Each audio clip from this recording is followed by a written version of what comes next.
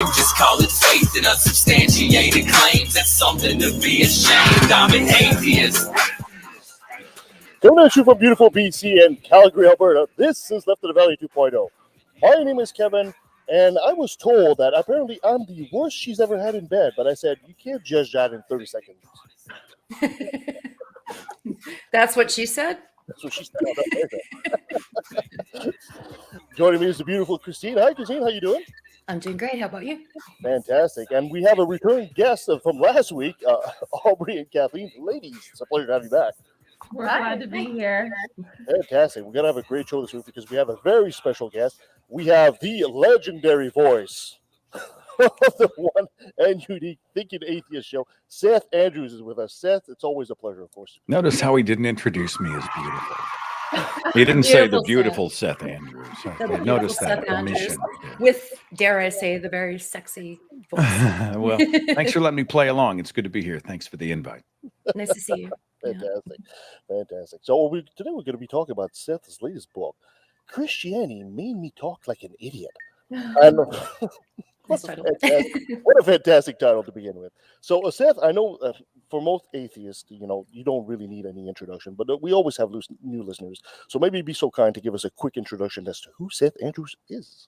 Well, just in a nutshell, I was a product of an evangelical home, theologian parents, Christian school, spokesperson for Youth for Christ, kind of a communicator for the faith, and ended up being a Christian broadcaster for a lot of years, about a dozen years. And then I segued into video production for a company that mostly served churches. And so I was deeply immersed in the faith. Dad was ex-Lutheran, mom was Pentecostal, went to a Baptist school. So Protestantism kind of across the board. I was able to sample at the buffet of the Christian faith. And in my 30s, I finally realized I hadn't really done much of my own thinking on this stuff, and I had embraced that sort of distrust of reason that the Bible commands, right? Trust not in your own understanding. And I more and more became dissatisfied with the idea that faith is the way to determine what is real and what is true. And so I just started a journey, and back to Genesis 1:1, read the Bible, started finally delving into what the evolutionary sciences were and the history of religions and health theology, etc. And at the end of that journey, and it was well over a year, I realized that it just didn't wash. It was totally unsatisfying. And I was an atheist. I said the word atheist in regard to myself in 2008. The next year, in an attempt to be a part of the conversation and find community, I started a website called The Thinking Atheist, which is not a person, it is an idea. The idea is we reject faith and embrace reason. Started the podcast in 2010, and here we are 12 years later, still kicking. So that's me in a nutshell. That's a great nutshell. Thank you. Yeah, and it's amazing because of your past working in the past. Essentially, you were essentially the typical conservative Fox News viewer, Christian apologist. Mm-hmm. Well, I wrote a book on that called Confessions of a Former Fox News Christian. But I was, one thing about hardline evangelical fundamental Christianity is it tends to go very often very much in line with sort of this right-wing American nationalistic thing.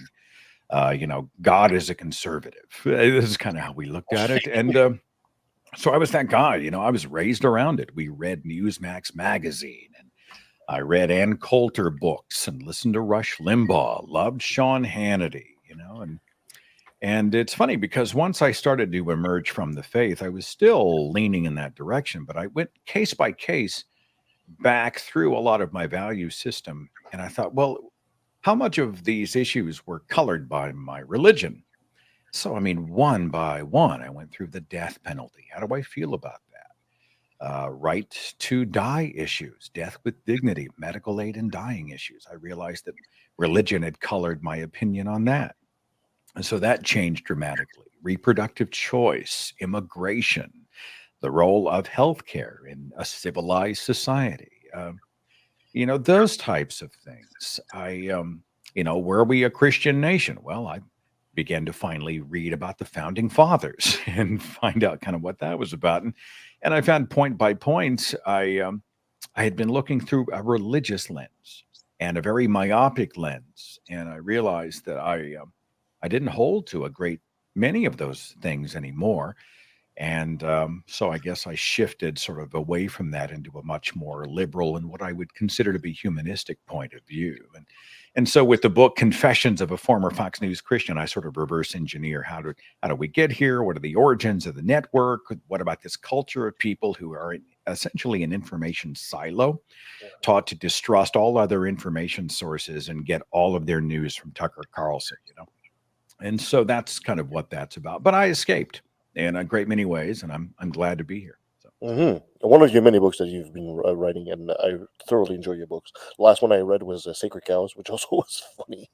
I I love guess I write. I don't know if I'm too prolific, if I'm bored, if I just can't stop typing. You know, I've got a lot of material out there for better or for worse. You know. Yeah, absolutely. But today we're talking about your latest book, Christianity Made Me Talk Like an Idiot. Now, my first question is, how did you get through your editor with that title? Because that's a Well, that's very even on the back of the book jacket, and it's based on a speech I gave 5 years ago, which I thought was kind of a throwaway. I was just venting. And it became easily the most popular presentation I've ever given. I mean, if I get 100,000 views on a speech on YouTube, I'm delighted because it's a freaking speech asking somebody to give 45 minutes of their time. And Christianity Made Me Talk Like an Idiot, I think it's at 1.5 million and counting. And the book, and it says on the cover, and it says in the introduction and throughout, I was not an idiot when I was a believer. I don't think Christians are idiots any more than the average person is an idiot. Like I've met religious idiots, I've met atheist idiots, I've met people across the. I mean, human beings are human beings for better and for worse. But I found myself, because of my faith, saying things that, when you look at it objectively, make no sense. They just don't wash, and they just sound ridiculous. And I thought the title was, an attention getter, Mhm. in the hopes that, I'm not going to change the mind of a fundamentalist with this book. I'm not stupid. But I am looking for somebody who might be where I was. They're tapping on the glass. They're not satisfied. Something's not adding up. They realize some of this stuff, when they do that, like I address in the book, the idea of communion. How could it have been normalized that we say, I am going to ritualize the eating of flesh and the drinking of blood? How do we sing songs like are you washed in the blood? Singing about being washed in blood as if it's a normal thing. I mean, we don't even blink. And yet, if you tried this with another god in another context, right? I want to be washed in the blood of Allah or Krishna, or make up a god. I call him Braun, bringer of light. Wash me in your blood. It sounds creepy and culty in that context. And so Yeah. that's what the book does. I think it sort of steps back a few paces and it says, does this all really wash, or have we simply gotten so used to it because we were born into it and it's rampant, that we've normalized what is essentially, in many cases, abnormal? And I think the criticisms are fair. So that's what the book does. I think you're bringing in a very important point there. The idea that, for atheists, yes, not to dismiss Christians as people of lesser intelligence. When many of us deconverted from the faith, we didn't gain any IQ points, and I think that's a very good point you're making there. Well, I also lament there's some kind of a nauseatingly superiority thing that, kind of drifts off the mouths of some people. I mean, I guess I was guilty when I had just emerged and I was mad and I felt like I'd been cheated and Mhm. those types of things, but I see a lot of memes and stuff shared about religious people that they're all this, and it's usually a pejorative, and I'm like, well, that's just not fair. I mean, I agree with Dale McGowan. Values are more important than beliefs. My next door neighbor is a worship pastor. He's one of my favorite people in the world. He's just a beautiful guy who would give you the shirt off his back. He is precious in every way. We disagree on the God question. Yes, I think the church is doing some damage out there, but I don't look at him and think he is stupid or awful or evil. I look at him and say, he's a dude I'd like to hang out with more than many atheists I've met, more than people of other faiths. Again, it comes down to, what kind of human being are you? We can talk about your values and belief system afterward. Mhm. Yeah, exactly. So was it just simply the speech that you given in the views? You basically said, "Well, I'm kind of bumped into something big here, so I think I'm just going to expand on that and write a book." I think it was the surprising popularity of it made me think there was probably an appetite for more of this. And it was a chance to take a deeper dive. You have 45 minutes on stage and you're blowing through everything from blessing the meal or asking God to guide the hands of the surgeon or the little Christianese platitudes that believers like to use, bless your heart, where the Lord closes a door, he opens a window, and everything happens for a reason, and I'm flying through these examples of things that when you look at them don't make a lot of sense. But in the book, I'm able to get into things like intelligent design, supposedly intelligent design. And so much of how we are, put together only makes sense evolutionarily. It doesn't make sense as far as a design because it's bad design. And, the true wonders of being an evolved primate and our relationship to all other life forms. I mean, that's a whole chapter. I get into the apologists and how I think it's ridiculous that God would need apologists who can't even agree with each other on anything to explain God. If God cared enough, he'd show up and he'd make himself plain in a way that nobody on the planet could ever dispute or disagree with. And instead, you got the Frank Turek's and the William Lane Craigs and the Lee Strobels, and they all sit around. Kent Hovind and Ken Ham, they're all squabbling. They don't even agree on literal Genesis or metaphor, baptized by oil or water, immersion, sprinkling, baby, age of accountability. Does hell exist? Does the Holy Spirit allow you to speak in tongues or not? The nature of miracles. I mean, they don't agree on anything. And I think it's just ridiculous, the idea that God would allow these people in a thunderdome of disagreement while he sits on his hands making rainbows and finding people parking spaces. I just think that's crazy. And so chapter by chapter, I just go through. And then at the end, I really do say a sincere thank you to so many believers who have walked away from the most unpleasant parts of the Bible. I mean, there are a ton, more and more every day, believers who ignore the anti-gay verses of the Bible that say homosexuals need to be executed. And they say, no, I refuse that. I want to love people across the colors and culture and sexual spectrum. They don't want to mute or marginalize the voices of women.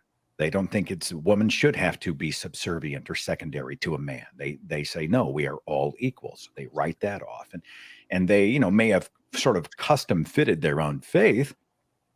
They've embraced the best verses of Christ and sort of decided they're going to ignore the worst. And there are some really bad ones. And I think that's great.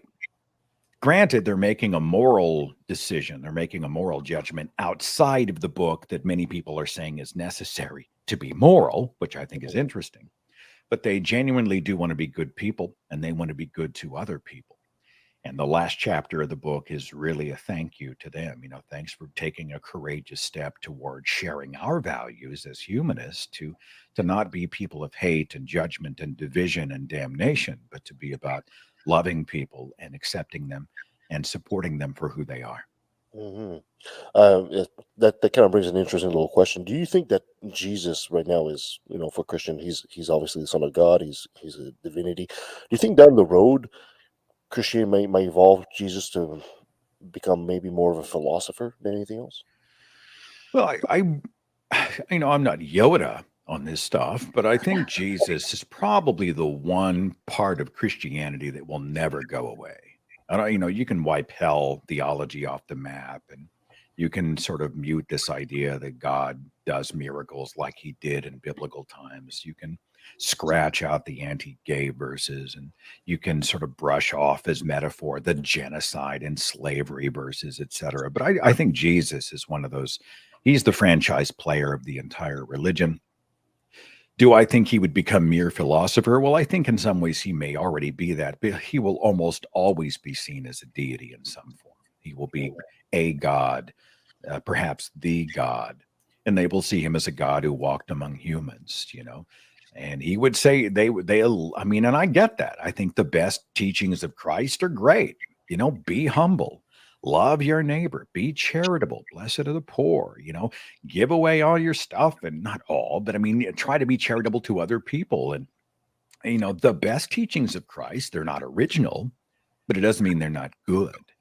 And, I think he will continue to be more of a kind of the biblical Tony Robbins motivational speaker type guy but he'll probably always be seen with a sort of the oil painting halo over his head, a God among men spreading the quote unquote good news.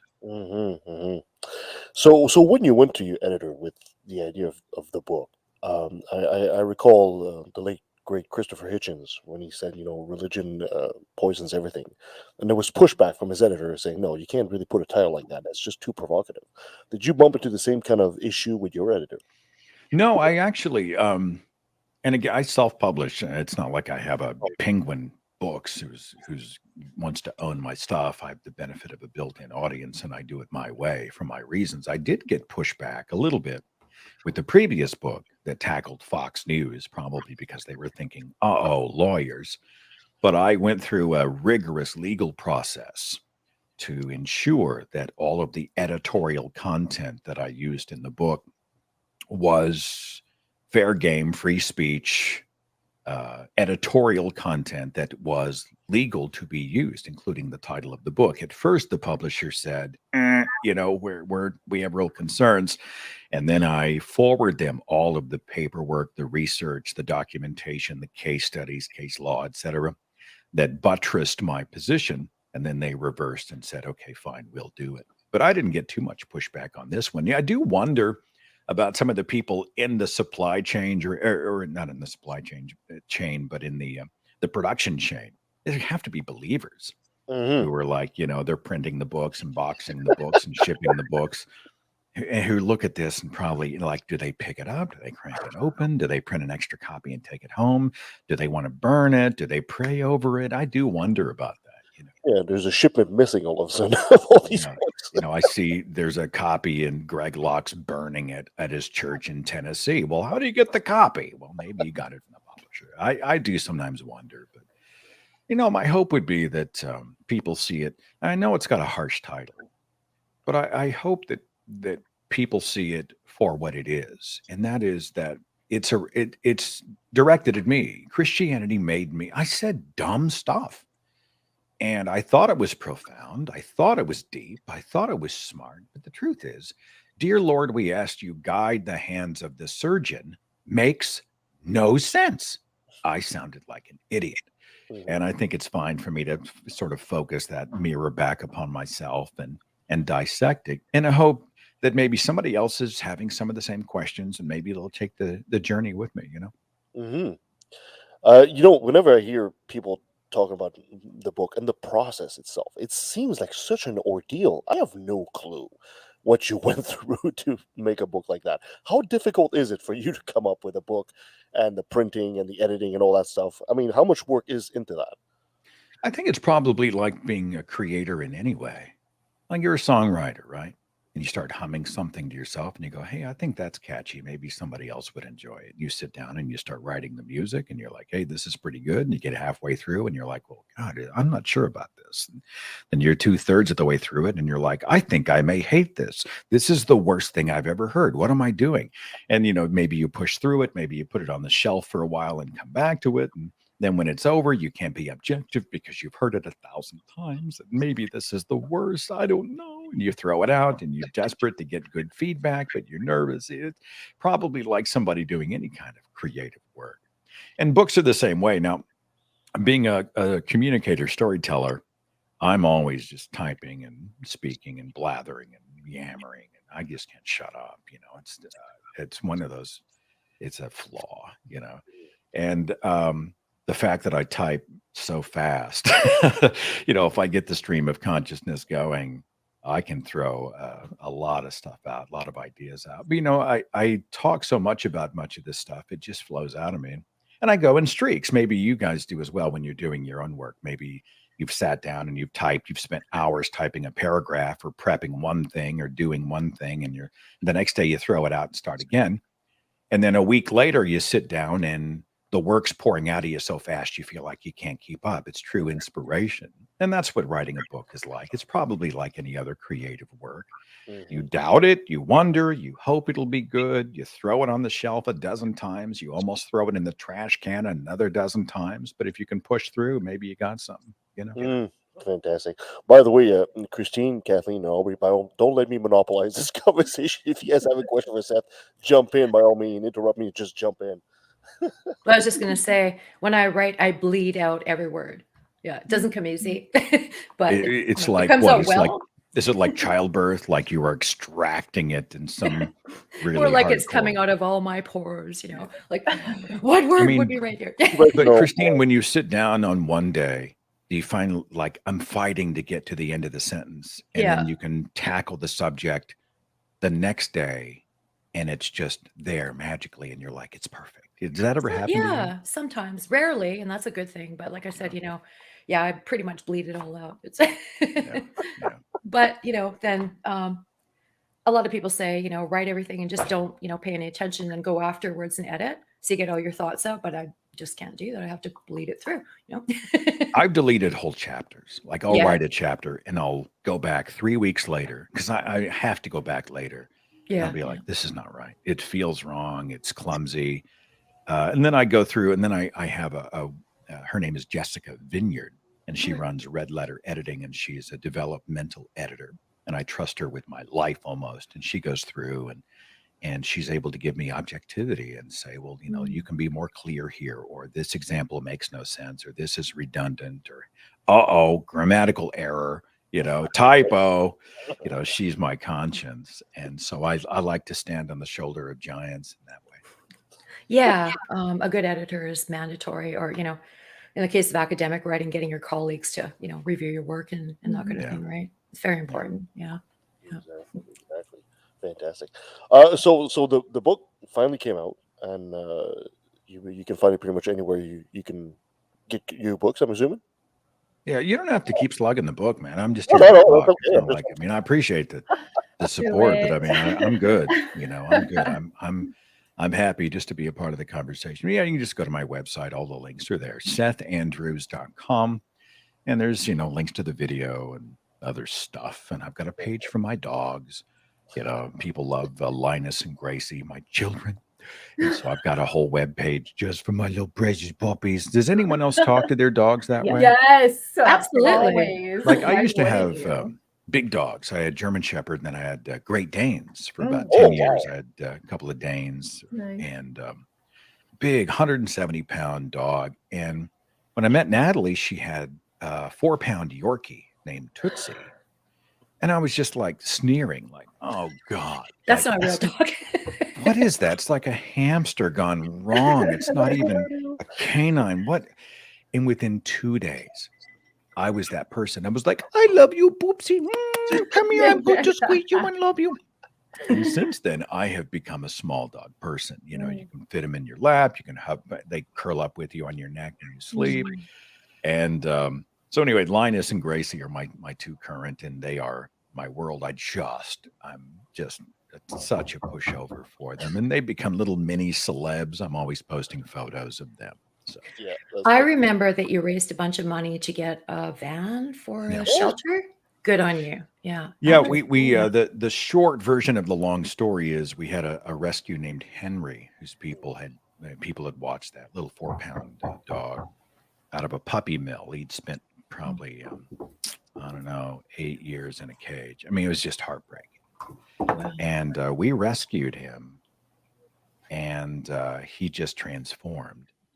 And he went in for dental surgery, and through what we think is medical neglect, really, because he kept him on the table for 3.5 hours, Ew. which is far longer than you should ever keep an animal under.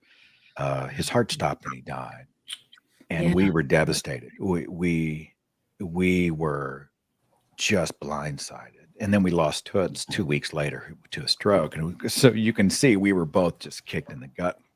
Yeah. And so I did a video, and I'm bawling. I'm just sobbing, just like, oh God, about telling the story. And I said, I don't want this to be the end of Henry's story. I want something good to come out of this. So I called the president of the Humane Society in Tulsa, and I said, do you have a need? And they had a van, wouldn't run, had to be push started. 200 plus thousand miles, was falling apart. No air conditioner, was a nightmare. And I said, well, what would you be okay if we raise money for a new van? And I figure, we'd raise 12 grand in a week. And this community raised $35,000 in 24 hours. Wow. And they got a big rescue van, fully air conditioned. And Henry and Tootsie's pictures are on the van, and they call it the Henry van. And it drives all across the United States, rescuing animals by the thousands. That's awesome. And What that's a his lovely legacy. tribute. So anyway, I'm Yeah. sorry you mentioned Henry. I got to tell the story because it was amazing to see people come together and respond so generously. I wanted And you to tell the story. That's why I asked the question. We'll see it. We'll Because see it's it on the wonderful, road. Like if you see it, it's just the coolest thing. Nice. It's just like, oh, I bet it's got little doggies and kitties inside, and Oh my gosh. so Henry's legacy lives on after all these years, and it makes us really happy. I love that. Funny you should talk about Tulsa Humane Society. That's where we got our dog. And What do you have? Tell me. I don't even know. You want me to get her? Precious little Bobby. She's I sorry. want She'll you be to hug right it here. and squeeze it. She has everything. She just is the goofiest looking thing. Everyone's like, what is she? I don't know. She's a dog. And she looks ridiculous in the best way. Everyone makes fun of the way she looks. She looks a little bit like a little old man. Yeah, I'll It's tell the my best. husband to bring her. How and cute. so- Every time I come glad over- your dog has you. That's cool. I'm glad I have her. And she's a perfect dog for the family.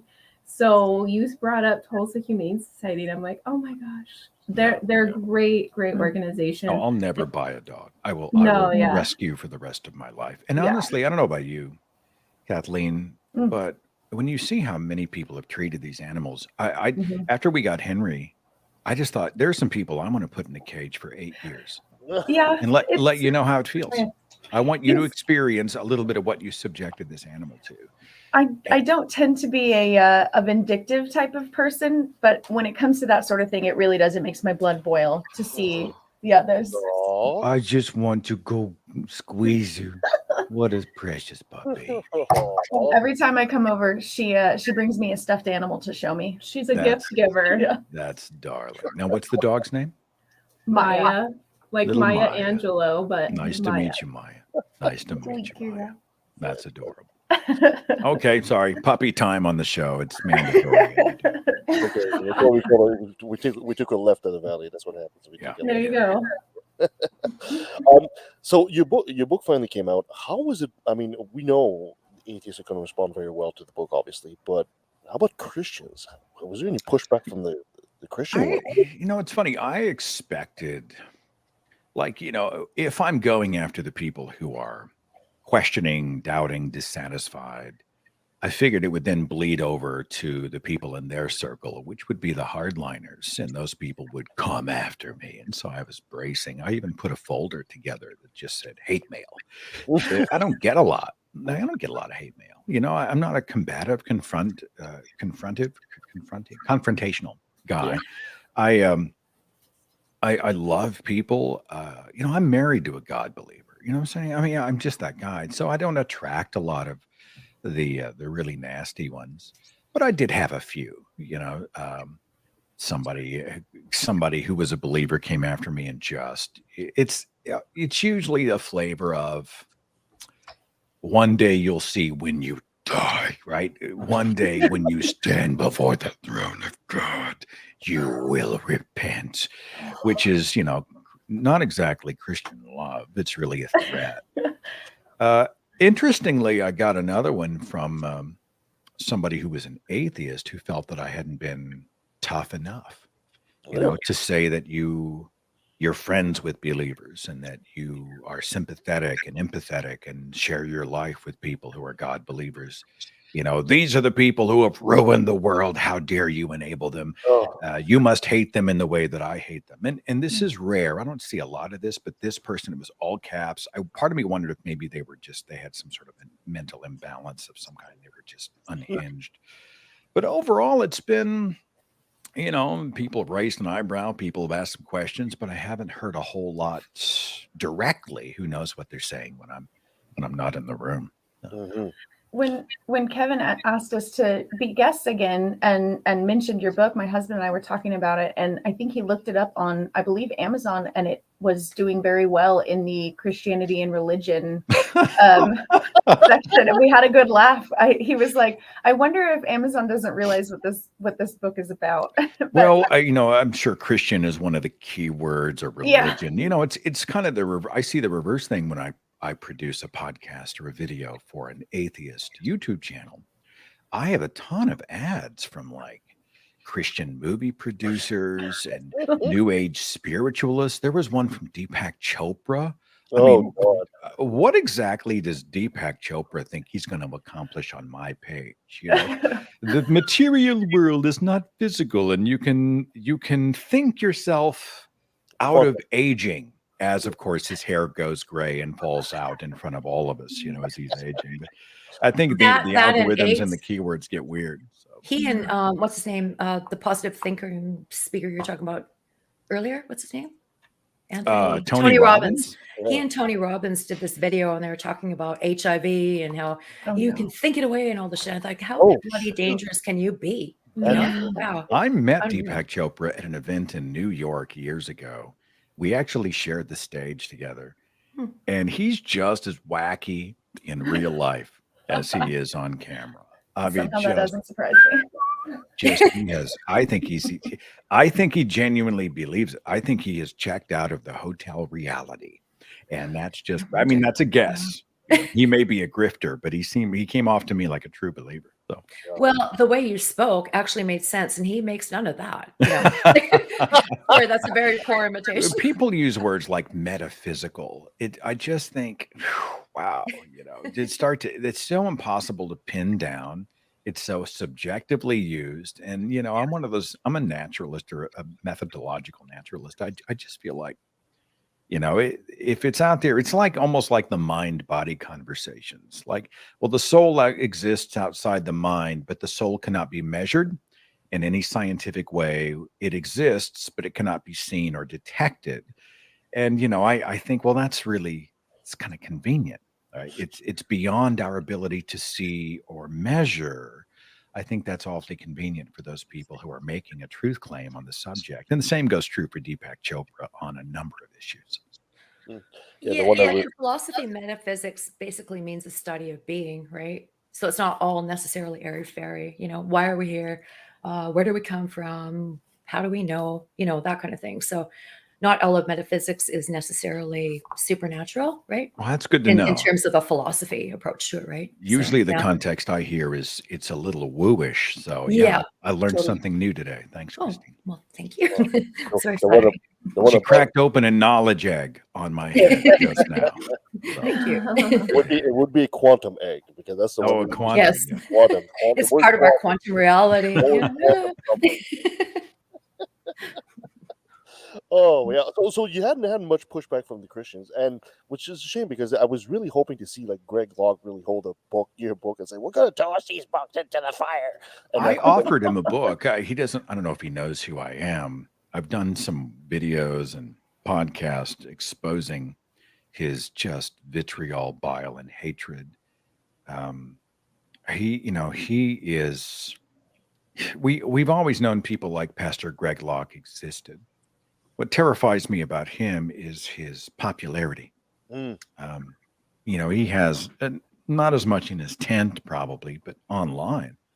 I mean, he's saying what a lot of people are really thinking, and they embrace the idea of a book burning and calling out and casting out the witches and what is extremely nasty and hateful. And again, if you hold to the best verses of the Bible, Jesus would kick this guy to the curb in a hurry.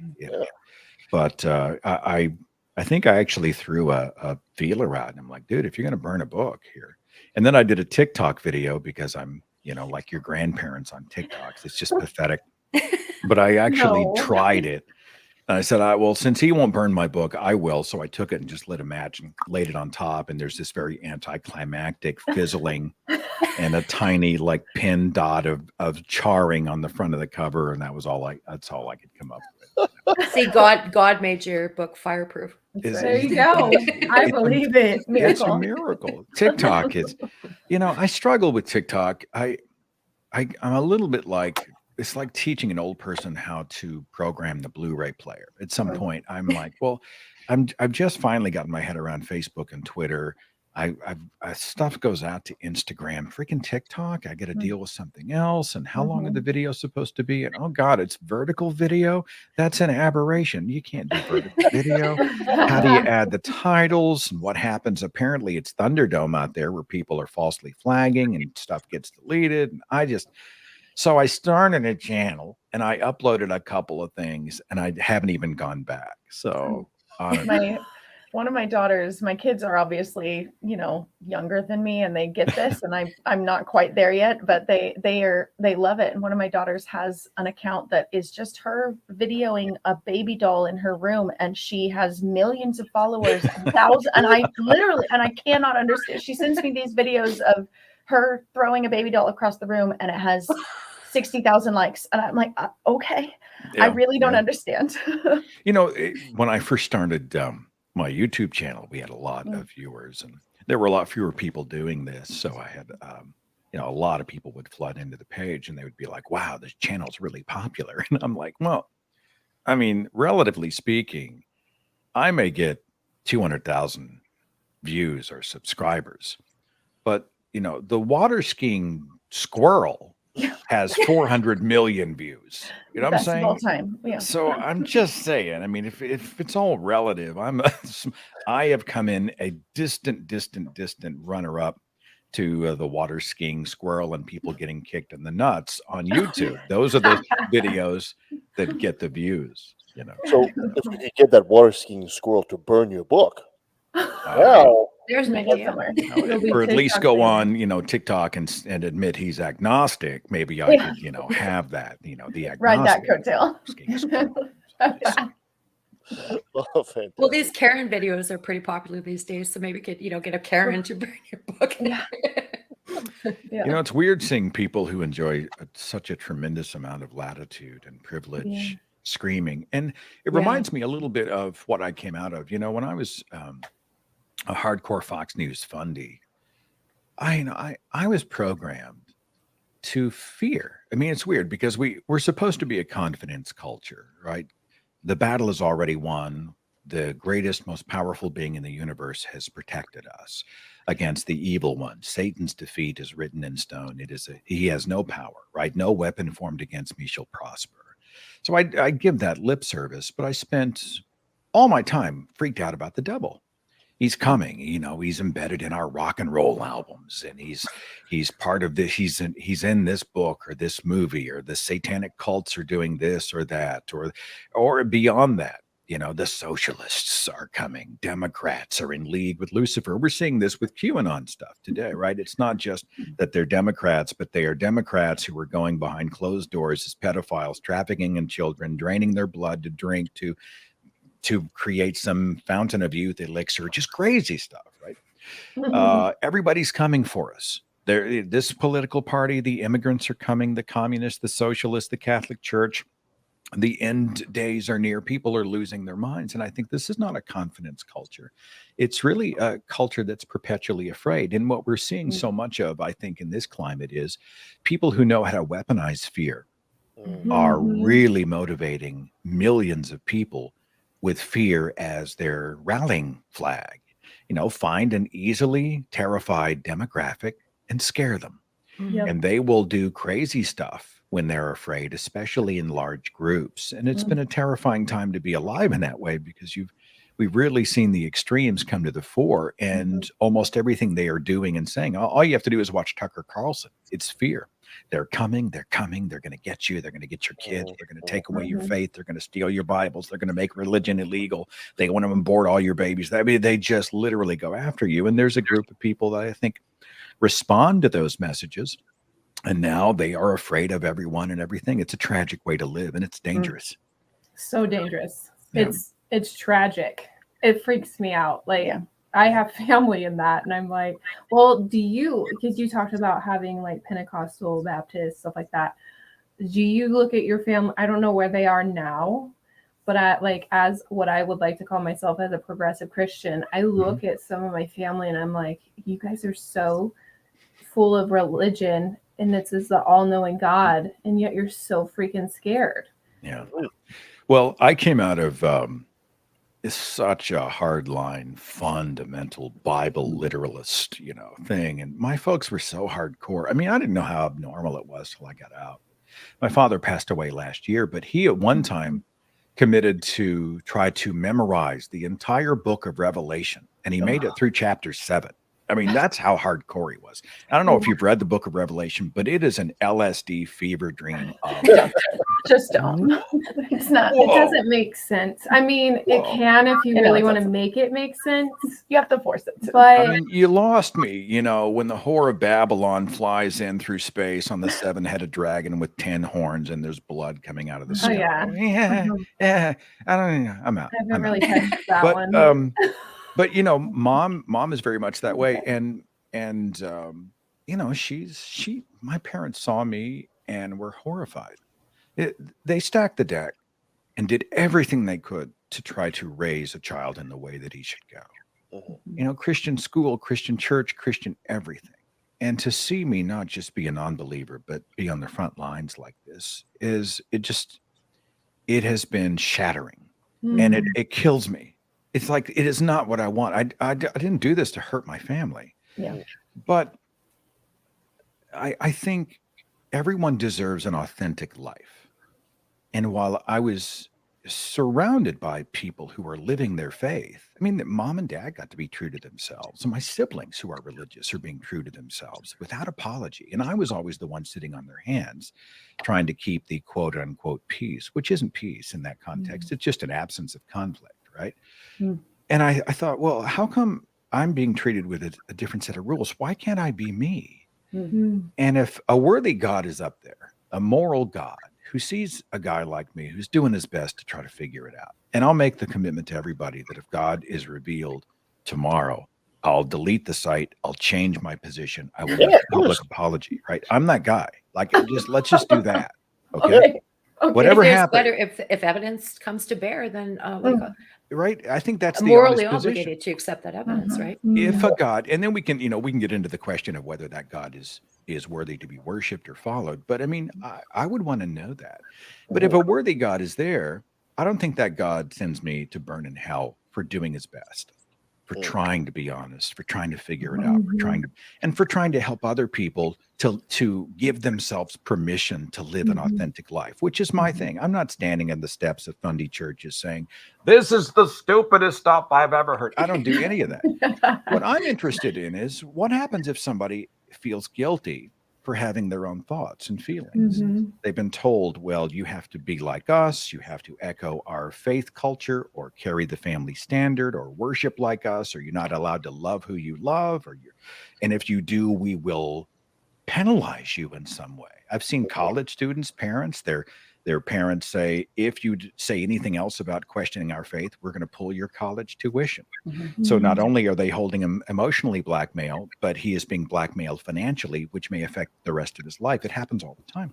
And that's my work. Christianity too, Islam, I just want to say, maybe it's okay. Maybe life is short and it's too short to live somebody else's truth. Try to figure out what your truth is, or pursue your truth on your terms, and it's okay. And a worthy God would look at that and say, okay, I buy that. I won't punish that. I hold to that very much. So. I agree. So, Seth, what's coming up for you down the road? Do you have a next book that's coming in the making somewhere in your mind, or what about the show? No. I mean, I started something years ago that I've been pecking away at. That's a dissection of the Christian Bible chapter by chapter, and it's so freaking overwhelming that I'll peck at it and put it back on the shelf and then go to the movies, right? Or go binge watch Ozark or something. But but mostly I'm watching the world open back up. And so, I've been to a couple of conventions, and it was so good. It was so much fun to be around people who don't give me that sort of pathetic look of pity, oh, poor Seth, we just need to show him the love of Jesus, that kind of thing. You can just be around people who are like, oh, whatever. There's no judgment. There's no shame.